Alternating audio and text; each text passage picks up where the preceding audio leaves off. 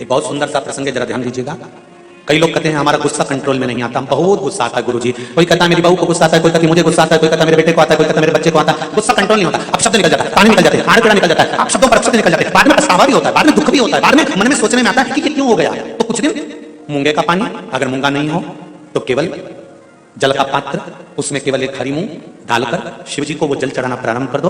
15 दिन 20 दिन प्रतिदिन शंकर को जल चढ़ाना प्रारंभ तो करो।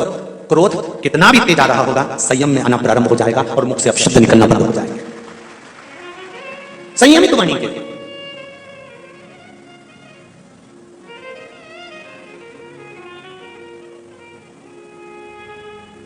केवल शंकर भगवान की आराधना किस रूप में करना है, कैसे करना है, किस तरह से करना है, शंकर भगवान की पूजन किस रूप में करना है, किस तरह से करना है, हमको शिव महापुराण के माध्यम से ये सीखना है। क्यों? क्योंकि हम बहुत सी गलतियां करते हैं साहब। जरा जरा सी बात में अदालत में केस पहुंच जाता है, जरा जरा सी बात में पति पत्नी अलग हो जाते हैं, जरा जरा सी बात में भाई भाई अलग हो जाते हैं। कारण क्या है?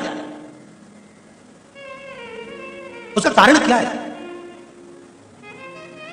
जेठानी को मालूम है मेरा पति कमा रहा है, देवरानी को मालूम है मेरा पति कमा रहा है, जेठानी को देवरानी को दोनों को मालूम है कि सास और ससुर की जो जायदाद होगी आदि मिलेगी। फिर लड़ाई किस बात की है? फिर विवाद किस बात का है? फिर भाइयों में तकलीफ किस बात की है? फिर ननद को मालूम है कि मेरे को भी एक दिन जाना है और भाभी को भी यहाँ पर रहना है, तो फिर ननद और भाभी में विवाद किस बात का है? हमें बस ये समझना है कि लड़की अच्छी देखी, परिवार अच्छा देखा, कुटुंब अच्छा देखा, लड़का अच्छा देखा, परिवार अच्छा देखा। फिर विवाद किस चीज के लिए होता है? वो विवाद किसी दूसरी चीज का नहीं होता, विवाद केवल हमारे ग्रहों का। हम जो सोचते हैं, बहुत अभिलाषा लेकर आते हैं, वो पूर्ण नहीं होती तो तकलीफ आती है। उसको पूर्ण करने के लिए परिवार वालों पर जोर नहीं दिया जा सकता, उसको पूर्ण करने के लिए मेरे देवाधिदेव महादेव से कहा जा सकता है कि तेरे भरोसे पर ये कार्य किया, तेरे बल पर। विदुरानी ने कहा भगवान कृष्ण से, ठाकुर एक बात आपसे पूछना है। भगवान कृष्ण ने पूछा, पारसमवी काकी विदुरानी जी पूछिए, क्या पूछना है? विदुरानी कहती है मुझे केवल इतना सा पूछना है कि भगवान अपने भक्त से उसकी प्रिय चीज, उसकी प्रिय वस्तु क्यों छीन लेता है? भगवान कृष्ण कहते हैं, पारसमवी काकी जी, विदुरानी जी, जिस समय आपकी कोई चीज भगवान छुड़ा ले तब आपको नाचना चाहिए, खुश होना चाहिए। क्यों? पूरी दुनिया के सेठों को छोड़कर परमात्मा को तू ही ऐसा सेठ मिला जिससे कुछ लेकर परमात्मा गया है।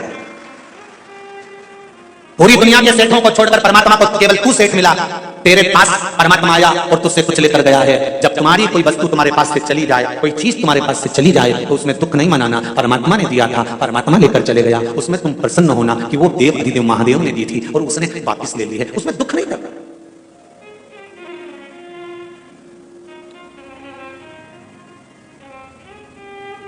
जब कोई मरता है ना तो घर के लोग रोते हैं, इनको कोई रुलाता है? अरे बोलो तो सही भाई, शादी में महिला संगीत में डांस करना है, नाचना है तो उसकी तो प्रैक्टिस करना पड़ती है 15 दिन पहले।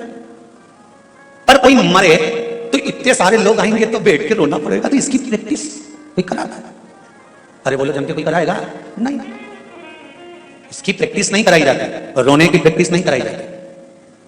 पार्वती जी ने शिव जी से पूछा कि ये मरने के बाद परिवार वाले क्यों रोते हैं? शंकर भगवान ने कहा ये मरने के बाद परिवार वाले व्यक्ति के लिए नहीं रोते, वो इसलिए रोते हैं कि इतना भरा पूरा मेहनत कर कर कर चले गया, सब जोड़ कर छोड़ कर चले गया, जिंदगी के सुख के दिन आए थे और तो रोटी सुख से नहीं खा सका, पूरी जिंदगी कमा कमा कमा कमा आखिरी में छोड़ा गया और फोटो पे प्लास्टिक के फूल की माला चढ़ गई।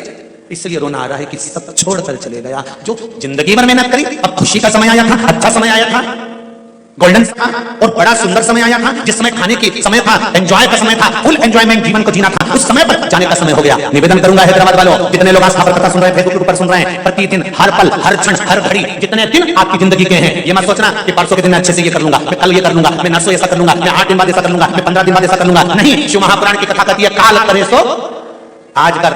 जिंदगी का कोई ठिकाना नहीं, श्वास का कोई भरोसा नहीं, इस मनुष्य देह का कोई ठिकाना नहीं, कब जाना पड़ जाए। इसलिए रोज प्रतिदिन सुबह से उठने के बाद अपनी दिनचर्या को इससे जीना कि कल का दिन आए कि नहीं आए, आज फुल एंजॉयमेंट, खूब जोरदार छोटी मोटी करके डेंटिंग पेंटिंग करके खाया पिया मौज करा और अपनी जिंदगी को मस्त जिया, रोकर नहीं तो सुबह से उठे रोकर जिंदगी जी रहे। बहू ने ऐसा कर दिया, सास ने ऐसा बोल दिया, देवरानी ने ऐसा कर दिया, ननद ने ऐसा कर दिया, हमारे भाई ने ऐसा कर दिया, हमारे बंधु ने ऐसा कर दिया, काका जी ऐसा बोल रहे थे, रिश्तेदार ऐसा बोल रहे थे, फूफा जी ऐसा बोल रहे थे। नहीं, सुबह से उठो और चेहरे पर स्माइल हो और मुख पर श्री शिवाय नमस्तुभ्यम हो। घर के लोग भी कहें बहू आज बड़ी प्रसन्न दिख रही है, तो कह देना शिव महापुराण की कथा में जीने का तरीका सीख लिया है, कब मर जाऊं ठिकाना नहीं, इसलिए रोज एंजॉयफुल जीना चाहती हूं, अपनी जिंदगी को फुल एंजॉयमेंट के साथ जीना चाहती हूं, कब मर जाऊं इसका क्या ठिकाना। इसलिए जोरदार जोरदार हम ये भी नहीं कहें कि बहुत सोना चांदी पहनो, तुम तो तुम्हारे पास जो अच्छी अच्छी साड़ी रखी हो उनके पटरी लगा लगा के अच्छी जोरदार पहनो, क्योंकि सब धरी की धरी रह जाएगी, बाद में दूसरे पहनेंगे, तुम ऊपर क्या पहनोगे? फिर ऊपर जाके क्या याद करोगे? यमराज से कहोगे यमराज वंस मोर, ए यमराज प्लीज एक्सक्यूज मी, एक बात छोड़ दे, तेरे पांव पड़ो, मेरे पति के पर्स में 5,000 रुपए रखे हैं, तेरे को तुम भी छोड़। यमराज की चल रही है लीला। अरे ओ कमला चल, सुने। एक पत्नी पड़ोस में गई और अपने पड़ोसन के पास जाके बैठ गई। पड़ोसन ने कहा तेरा मुंह क्यों उदास है? पड़ोसन ने जैसे पूछा तो पत्नी ने कहा मेरा पति बहुत झूठ बोलता है, इसके बराबर संसार में कोई झूठेला पैदा ही नहीं हुआ होगा। इतना झूठेला पति मेरा, इतना झूठ बोल रहा है, इतना झूठ बोल रहा है। तो क्या झूठ बोल दिया उसने? सुबह से चिल्ला रहा है मेरे पर्स में 3,000 रुपए रखे थे, किसने लिए? सुबह से चिल्ला रहा, तो इसमें झूठ क्या बोला? वो 2,500 रुपए थे, मैंने खुद पर्स में से निकाले 2,500। अब बताओ इतना झूठेला पति कहां से लाओ? पड़ोसन ने माथा ठोका, अरे तू उसको झूठेला कह रही, तू तो चुटला, तू तो चुटली, तूने तो पैसा निकाले क्या? और सही तो बोलना चाहिए ना, झूठ बोल रहा है कि 3,000 थे, 3,000 थे, 3,000 थे, मैंने तो खुद देखा ना 2,500 थे।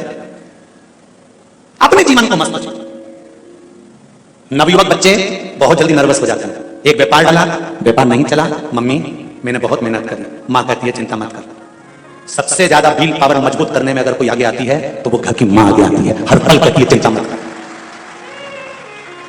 लोग कहते हैं माता पिता का जिंदगी में होना क्यों जरूरी है? महापुराण की कथा कहती है अगर माता पिता हैं तो कार्तिक के तारकासुर को मार सकता है अगर शंकर और पार्वती हैं। गणेश जी भी दुष्टों का संहार कर सकते हैं अगर शंकर पार्वती है। अशोक सुंदर भी संहार कर सकती है अगर शंकर पार्वती है। घर में जब तक बुजुर्ग माता पिता रहते हैं बच्चों का विल पावर मजबूत करते रहते हैं। घाटा लग गया ना, कोई बात नहीं, चिंता मत करना, मेरे पास में थोड़ा पड़ा है, चूड़ा ले जा, बेच कर्जा निपटा दे, चिंता मत करना, फालतू की चीज मत सोचना। हो गया ना, जमीन पड़ी है ना गांव में, वो बेच देंगे, चिंता मत करना। एक माँ और एक पिता अपने बच्चों का विल पावर मजबूत करते रहते हैं हर पल। कोई संत, कोई साधु, कोई सन्यासी, कोई तपस्वी, कोई साधक, कोई उपासक अगर दुनिया में कोई है तो आपके घर में रहने वाले बुजुर्ग माता पिता हैं। ये संत, साधु और सन्यासी से कम नहीं है, ये किसी ब्राह्मण और संत से कम नहीं है। हर पल अपने बच्चों का विल पावर मजबूत करते हैं। मेरा बच्चा बोलता नहीं है, बहू कहती है ये 2 साल का हो गया, बोलता नहीं है, माँ कहती है चिंता मत कर, छोटा है ना, अभी तो रुक तो जा, धीरे धीरे सीख जाएगा, बोलेगा, चिंता मत कर। माँ उसका विल पावर मजबूत करती जाती है। क्या चिंता करना? अब सौंप दिया इस जीवन का सब भार तुम्हारे हाथों में, हे हार तुम्हारे हाथों में और जीत तुम्हारे। प्रतिदिन अपनी जिंदगी को भगवान शंकर की कथा कर रही है, भगवान कृष्ण विदुरानी जी से कह रहे हैं, संदीप से कह रहे हैं, काकी मां ध्यान रखना, प्रतिदिन अपनी जिंदगी का ऐसा जीना कि ये जीवन फिर आए कि ना आए, हो खुश होकर एंजॉयफुल जीवन जियो। 1 लोटा पानी शंकर को चढ़ा दो, 3 बार ताली बजा दो, बम बम भोले बोल दो, श्री शिवाय नमस्तुभ्यम बोल दो। ये वो मंत्र है शिव महापुराण का, ये मूल मंत्र है शिव महापुराण का। हॉस्पिटल में भी अगर कहीं का पड़ा है और मंत्र का जाप कोई कर रहा है उस मंत्र का फल तुरंत देगा। श्री शिवाय नमस्तुभ्यम, श्री शिवाय नमस्तुभ्यम। इन मंत्र का हम जाप कर रहे हैं तो शिव हमें स्वीकार कर रहा है। पंचाक्षर जप लो नमः शिवाय, षडाक्षर जप लो ओम नमः शिवाय, द्वादशाक्षर जप लो ओम नमो भगवते वासुदेवाय, 2 अक्षर का जप लो राम, 2.5 अक्षर का जप लो कृष्ण। पर मंत्र जाप हो चाहे माला हो चाहे शंकर भगवान पर 1 लोटा जल हो, दिल से चढ़ाना, दिल से, दिखावे से नहीं।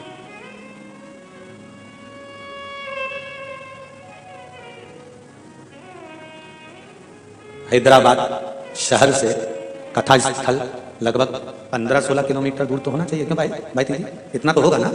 15-16 किलोमीटर दूर ये कथा स्थल है।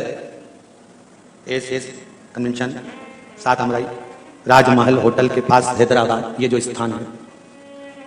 अब 15-16 किलोमीटर दूर से आप लोग अगर कथा सुनने के लिए यहाँ आ रहे हो तो शंकर जी का कोई भक्त ही होगा और उसका कोई उपासक ही होगा और दिल उस दिलदार से लगाया होगा, तब तो खिंचकर चले आए हो, नहीं तो कहां आते इतने।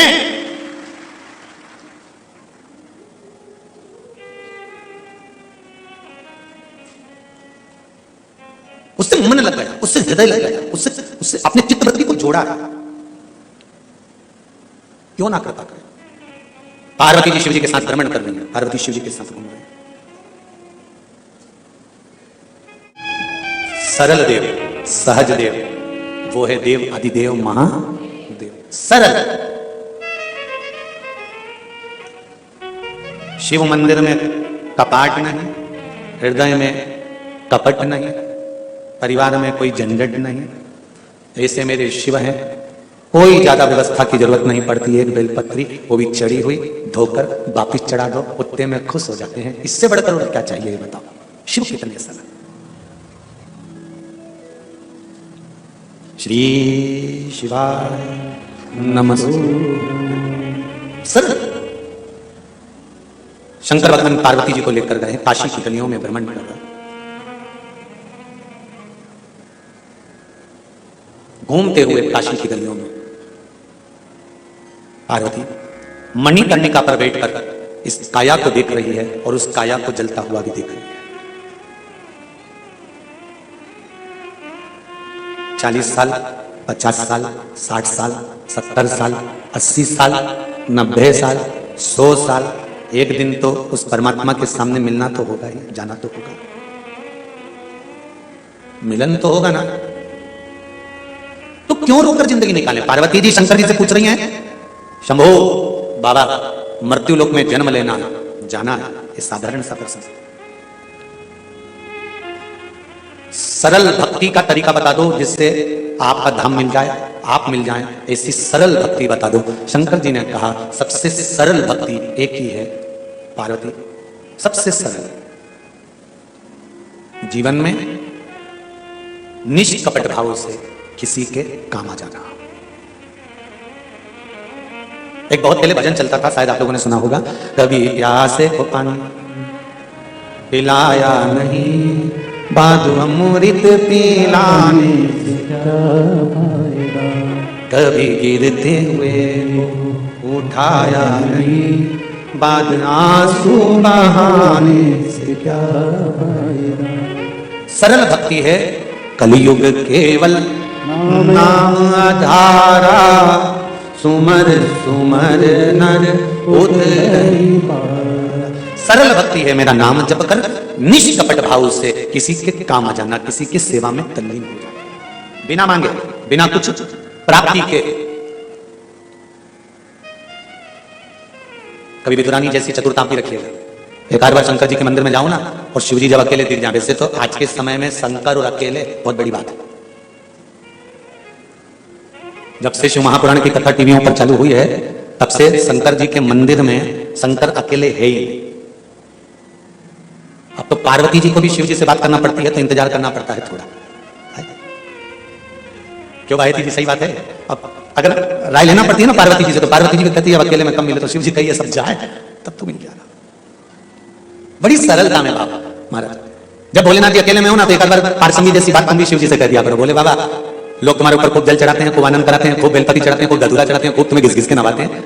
अब एक आध दिन एक काम करो, मेरे साथ मेरे घर चलो, बहुत दिन हो गए हैं, मेरे घर में रहना, आनंद पाना। जब दिल से कहोगे और चलते चलते कहने के बाद आप नंदीश्वर से भी कह दो, नंदी को भी जाकर कह दो कि शाम को जब भ्रमण पर बाबा निकले तो मेरे घर पर थोड़ी देर रुक जाना, अंदर प्रवेश कराना, एक आध दिन आराम करना, फिर चले जाना, उसमें क्या दिया।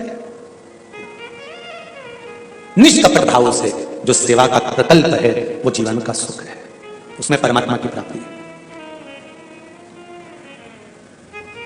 मत जाओ किसी तीर्थ में, घर में अगर बूढ़े माँ बाप हैं तो उनकी सेवा कर लेना ही बद्रीनाथ और केदारनाथ के बराबर है, उनकी सेवा कर लेना ही बहुत है।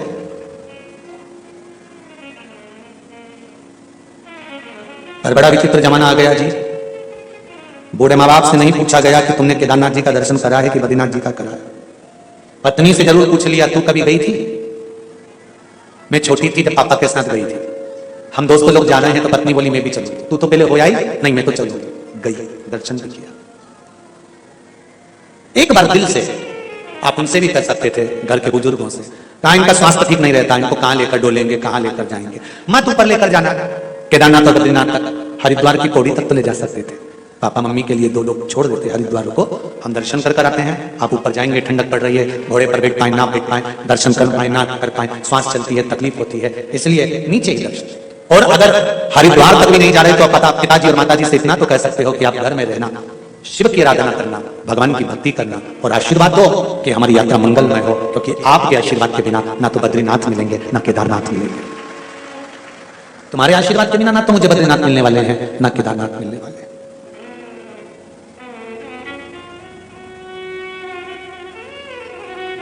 एक बच्चा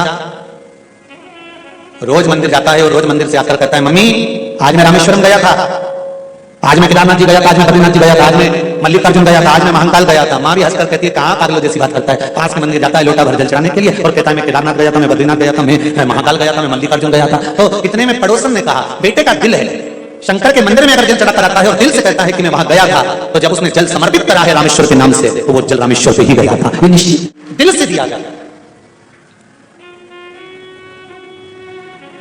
नवग्रह में से एक ग्रह है मंगल, जिसकी उत्पत्ति, जिसका जन्म शंकर भगवान के ही शरीर के पसीने से हुआ है।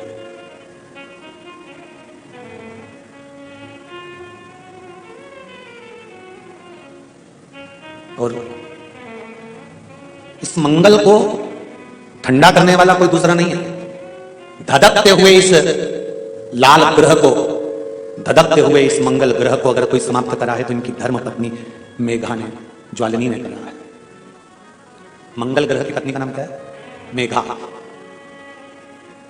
किसी किसी पुराण में ज्वालिनी भी लिखा है, तो अपन मेघा भी समझ लो, ज्वालिनी भी समझ लो।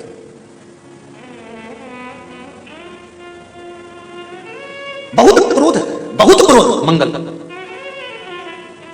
क्योंकि इसके जन्म का जो समय है ना वो बड़ा विचित्र है।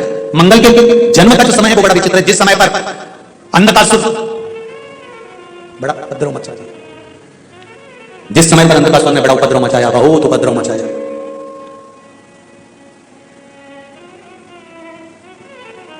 तब अंधकासुर का उपद्रव देखा नहीं गया और अंधकासुर जब उपद्रव मचाने में तल्लीन हो गया, सब देवताओं को नष्ट करने लगा, हर तरह से उपद्रव मचाने लगा।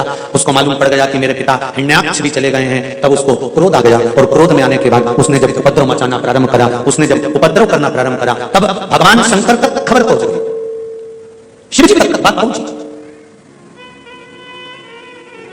ये अंधकासुर जो आपके द्वारा जन्मा है, अंधकासुर का जन्म कब हुआ था? भगवान शंकर काशी में बैठे हुए थे, बड़े आनंद के साथ बैठे हुए थे। पार्वती जी पीछे से आ गई, उन्होंने शंकर भगवान के हाथ पर अपने नेत्रों पर दोनों हस्त कमल रख लिए और जैसे ही हस्त कमल रखे तो शंकर भगवान के नेत्र बंद हो गए। नेत्र बंद होते ही शंकर भगवान के नयन से एक बूंद नीचे गिर गया, अश्रु नीचे गिर गया। उससे पुत्र ने जन्म ले लिया जिसका नाम अंधकासुर था। एक पुत्र ने जन्म लिया, वो अंधकासुर था। पार्वती ने उसको पुत्र की तरह रखा। शंकर भगवान ने कह दिया पार्वती इसको उठाकर समुद्र में डाल दो। पार्वती डालने को तैयार नहीं हुई। खूब समझाया माता पार्वती को, पर पार्वती मानी नहीं। शंकर भगवान को क्रोध आया, पार्वती ये तुम्हारा पुत्र नहीं है। पार्वती जी कहती हैं आपके द्वारा जन्मा है तो मेरा पुत्र ही तो है। शिव जी ने समझाया, पार्वती मानने को तैयार नहीं, तो शंकर भगवान ने पार्वती जी के हाथ से उस पुत्र को लेकर समुद्र में फेंक दिया। हिरण्याक्ष ने पाल को उसका बड़ा करा। समय आया, ब्रह्मा जी का तप करा अंधकासुर ने और वर प्राप्त करा ब्रह्मदेव से कि मुझे वर दो कि मैं मरूं नहीं। तो ब्रह्मा जी ने कहा मृत्यु निश्चित है, मरना तो पड़ेगा। फिर वही वाली बात आ गई, बादाम खाओगे तो भी मरोगे, नहीं खाओगे तो भी मरोगे, पार्लर जाओगे तो भी मरोगे, नहीं जाओगे।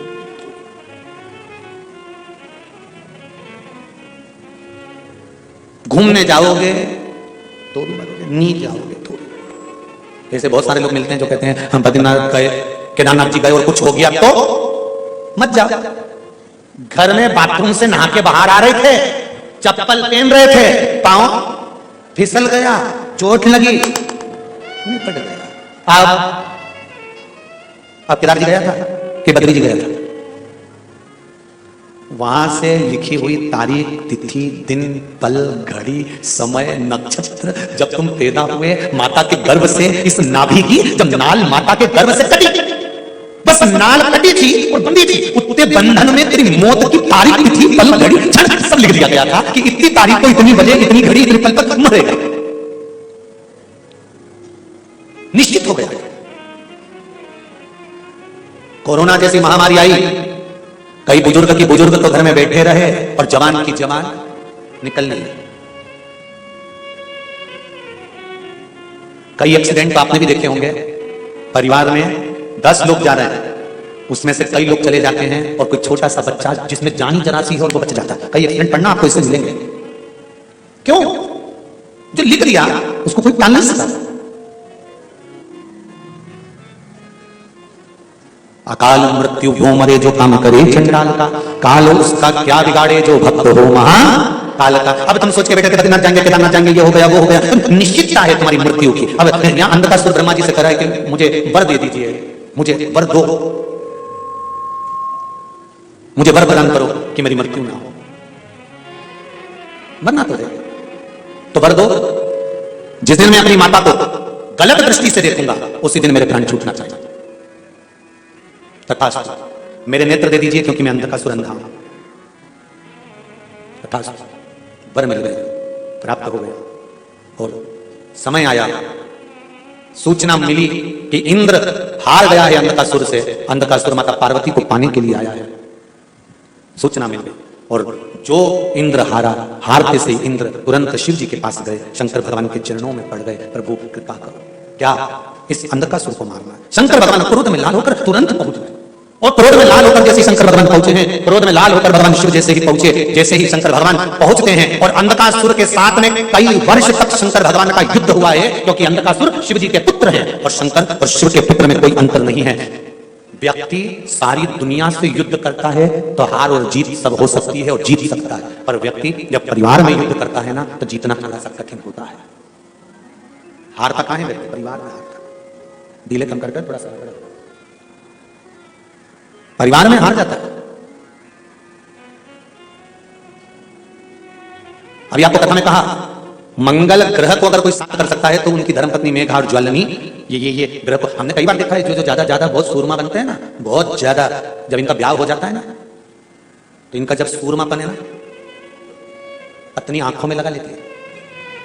अच्छा सूरमा बना। जो ज्यादा तन्न फन्न करते हैं ना, मुझे ये नहीं खाना, पटक, मैं ये नहीं खाऊंगा, ये कपड़े नहीं पहनूंगा, ऐसा नहीं करूंगा, इनकी शादी हो जाए जब इनको देखना, अम्बे तू है जगदम्बे काली, जय हो हैदराबाद वाली, हम सब उतारे तेरी। फिर तो कई बार माँ भी कह देती है हमारा छोरा ऐसा था, अब इसके मुंडा से आवाज नहीं निकले तो माँ को कौन समझाए कि तेरे भक्त जनों पे माता भीड़ पड़ी है और दानव तल पर टूट पड़ी है, आगे शेरा वाली बोले क्या।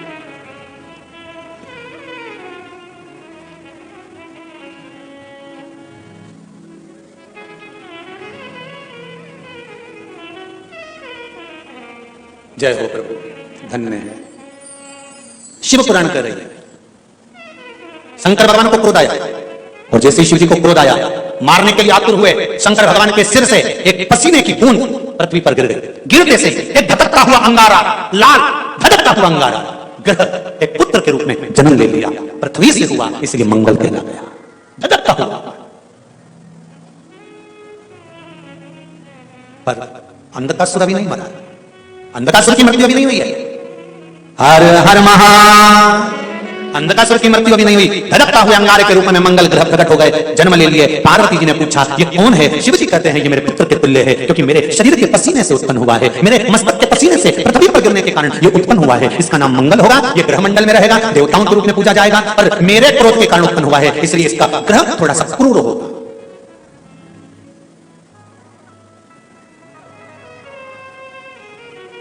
एक बात बहुत ध्यान से सुनिएगा, विवाह, शादी, संतान प्राप्ति, विवाह के बाद हमें विवाद या किसी नए कार्य के लिए आगे बढ़ रहे हैं और उसमें अड़चन आ रही है, तो एक बार किसी ज्योतिष आचार्य के पास जाकर पूछना, वो बता देगा या तो मंगल या शनि कुछ ना कुछ कोई ना कोई क्रूर ग्रह तकलीफ दे रहा होगा। ज्योतिष आचार्य के पास जाएंगे, वो कहेगा। जितने भी ग्रह हैं, चाहे राहु हो, केतु हो, मंगल हो, शनि हो, बुध हो, भौम हो, सूर्य हो, ये सारे जो ग्रह हैं ये शंकर भगवान के शिवलिंग के पास में विराजमान है। शिवलिंग के पास में विराजमान है। कभी मौका मिल जाए, विवाह शादी में देरी हो रही हो, या कोई नया कार्य चालू कर रहे हो उसमें देरी हो रही हो, या कोई सर्विस के लिए नौकरी के लिए जा रहे हो और वो कार्य नहीं हो रहा हो, तो एक धतूरा, केवल एक धतूरा, उस धतूरे को फोड़कर उसके अंदर का फल निकालकर उस फल को शिवलिंग पर चढ़ाकर एक लोटा जल शंकर भगवान को समर्पित कर करेंगे। दिन होना चाहिए मंगलवार। कौन सा दिन होना चाहिए? जम के बोलो जरा, मंगलवार। समर्पित करो। उसके बाद में आप विवाह के लिए अगर समर्पित करे हैं तो विवाह में देरी नहीं होगी, व्यवसाय और व्यापार के लिए या नौकरी के लिए समर्पित करे हैं तो उसमें देरी नहीं होगी। तरक्की करूंगा। आप अगर दिल से कर रहे हैं कोई उपाय, आप भगवान शंकर की आराधना अगर दिल से कर रहे हैं, भगवान शिव की आराधना आप हृदय से कर रहे हैं, तो ये निश्चित है कि शिव दिल से सुनेगा जरूर। तेरा ही दिया मैंने खाया पिया है, तेरा शुक्रिया है, तेरा शुक्रिया है, मुझे भोले बाबा ने बहुत दे दिया है, तेरा शुक्रिया है, तेरा शुक्रिया। शिव आराधना का फल, शंकर की स्तुति का फल, केवल शिव की आराधना के लिए एक लोटा जल शंकर को राजी करने का सबसे सुंदर तरीका। अंधकासुर मरा नहीं, प्राण छूटे नहीं, फिर युद्ध हुआ। 1000 वर्ष तक अंधकासुर के साथ शंकर भगवान का युद्ध हुआ है।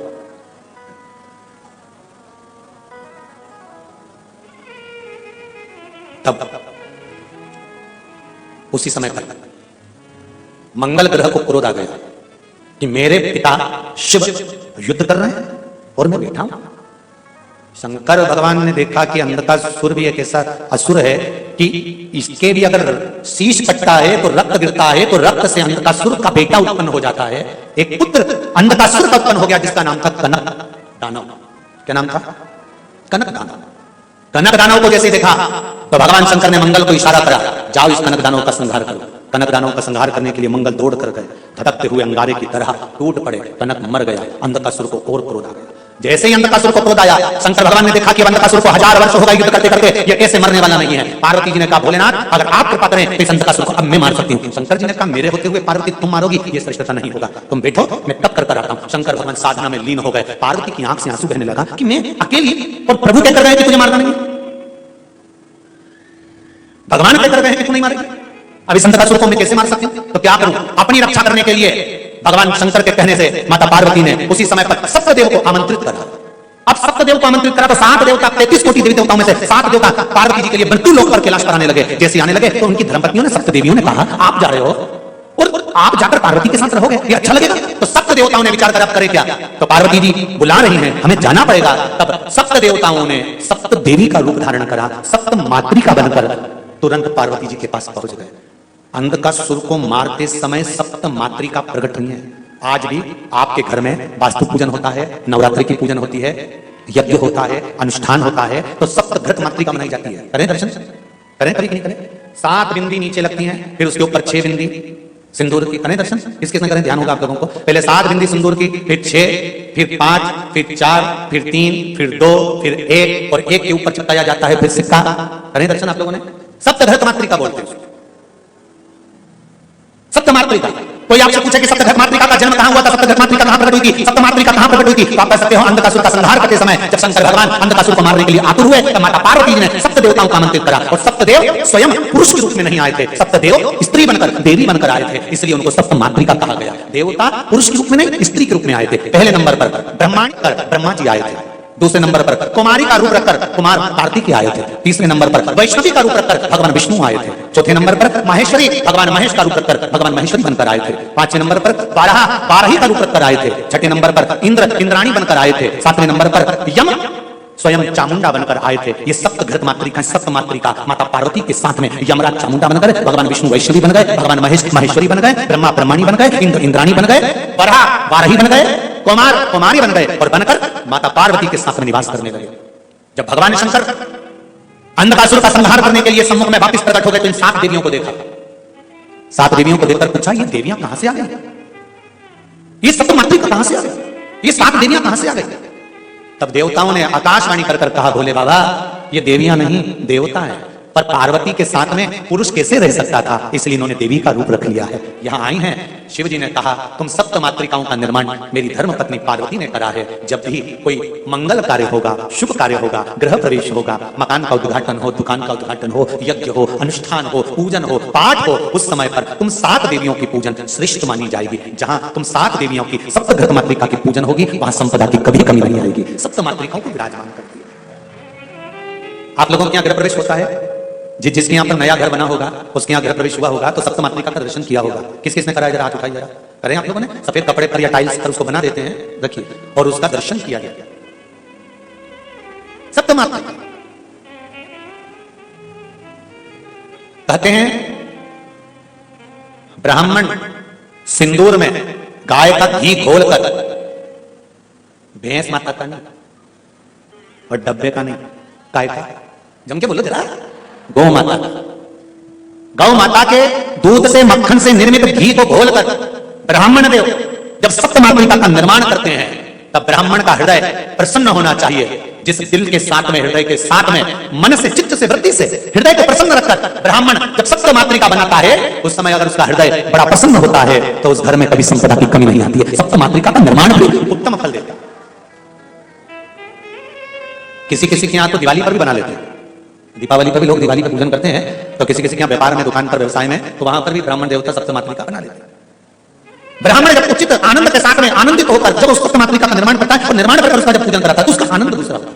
और सप्त मातृका के ऊपर जब ब्राह्मण घी चढ़वाता है, गाय का घी, कौन सा घी, अरे जम के बोलो जरा, गाय का घी जब चढ़ता है सप्त मातृका पर, जब चम्मच से आदि से जब घी चढ़ाया जाता है, वो घी का रेला जब नीचे तक आता है, जितनी दूर तक वो गाय का घी टपक कर नीचे तक जाता है बहता बहता, उतनी संपदा जिंदगी भर व्यक्ति के घर में बनी रहती है अगर गृह प्रवेश के समय पर वो घी बनाया जाए। पर होना चाहिए गाय का घी, गौ माता का घी, सत्य घटना।